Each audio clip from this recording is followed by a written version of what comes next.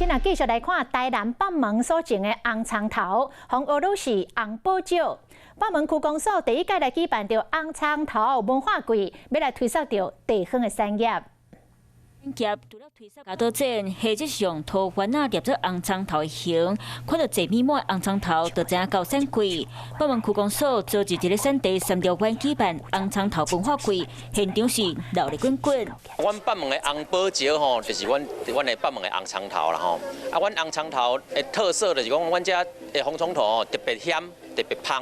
北门的红葱头，佮互人叫做是红宝石。这摆公所举办的文化季，除了互民众会当体验到做田人的生活，嘛安排手艺品，互民众同齐来学做。现场会当看到民众拢真注心伫咧练习。来北门这边参加活动，就是看这个手工艺，感觉还蛮好看的，所以就一起来参加。 透过地方到达文化产业，除了推广北门的红宝石，嘛有个侪游客对红葱头有无共款的熟悉和了解。 你好，我是宋彦明。想掌握最及时的新闻资讯吗？赶紧订阅、按赞、开启小铃铛，锁定华视新闻 YouTube 频道。